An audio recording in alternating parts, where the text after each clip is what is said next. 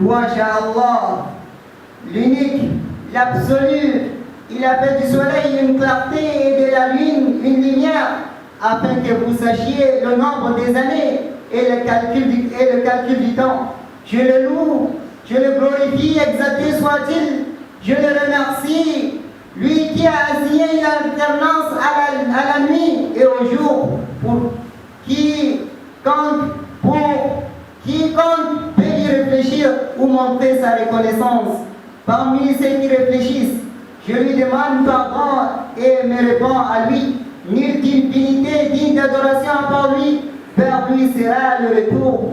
J'atteste qu'il n'y a pas de divinité digne d'adoration à part Allah.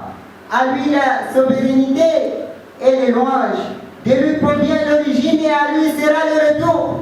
J'atteste que Muhammad est son serviteur et messager, sa meilleure créature et son confident, le meilleur qui a adoré et invoqué Allah et s'est répandu à lui.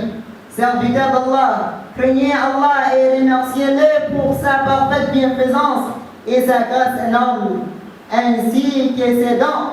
Sachez alors que l'ébullition des nuits et des jours, du temps et des années annonce la fin et le départ du voyage.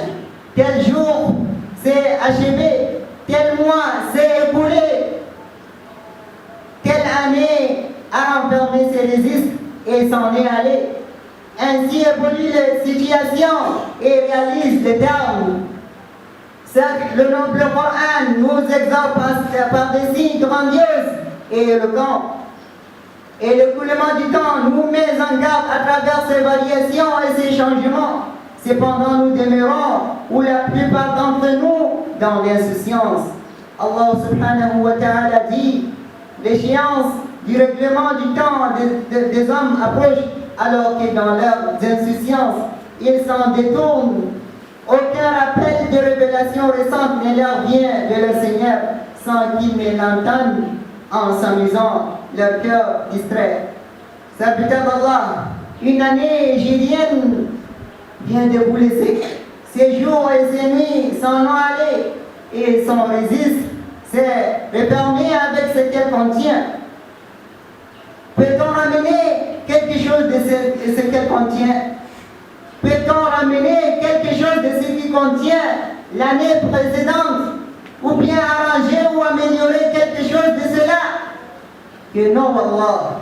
Non, il n'y a aucun moyen à cela. Chacun verra ce dont il a accompli. Allah dit dans le Saint-Coran, le jour où chaque âme se retrouvera confrontée avec ce qu'elle aura fait de bien et ce qu'elle aura fait de mal. Et elle souhaitera qu'il y ait entre elle et ce mal une longue distance. Alors Allah vous met en garde à l'égard de lui-même. Allah est compatissant envers ses serviteurs. En effet, il n'est pas possible, chers frères dans la foi, de ramener ni d'arranger ou d'améliorer ce qui contient l'année passée, sauf que par une seule voie. Cette voie est la voie de repentir sincère, qui est liée au regret de ce qui s'est passé et le retour à l'obéissance envers le souverain éternel qui dit, sauf celui qui se répand, croit et accomplit une bonne œuvre, cela Allah changera leurs mauvaises actions en bonnes, et Allah est pardonneur et miséricordieux.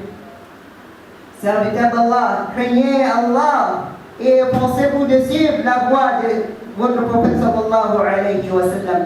Répondez vers Allah subhanahu wa ta'ala avant qu'il ne soit trop tard.